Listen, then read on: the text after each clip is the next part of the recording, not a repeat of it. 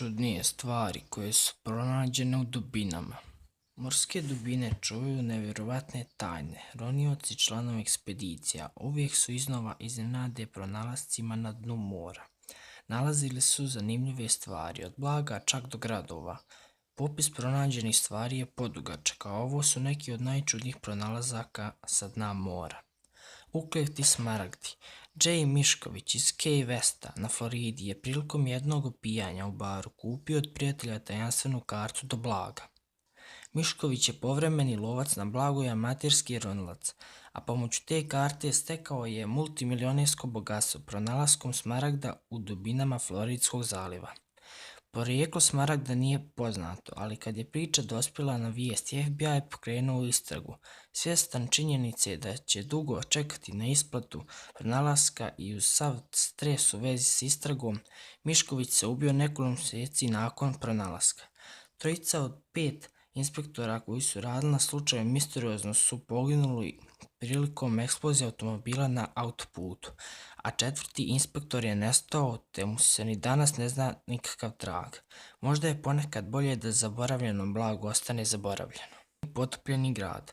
Iako djeluje nemoguće da se izgubi cijeli jedan grad i nestane svaki trag o njemu, to se ipak događa, mnogo češće nego što možemo zamisliti.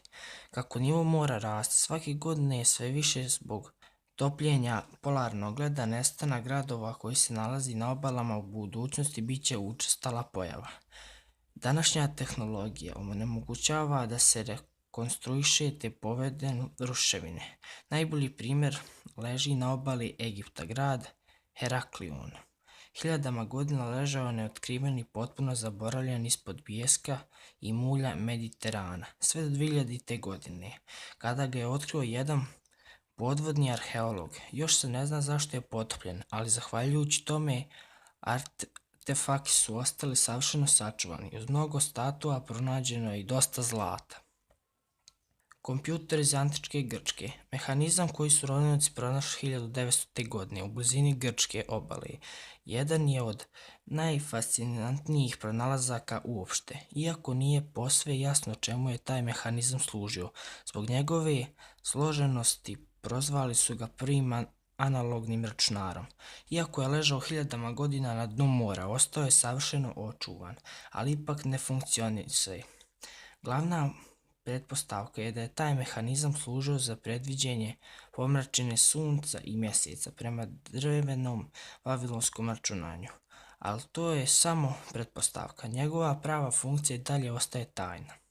Motori Apollo 11. U martu 2013. godine predsjednik uprave Amazon, Jeff Bezos, odlučio je da je vrijeme za napraviti nešto potpuno ludo i krenuo u potragu za motorima koji su služili za polijetanje prilikom lansiranja misije Apollo 11. Ovi motori su ležali na dnu okeana od lansiranja 1969. godine.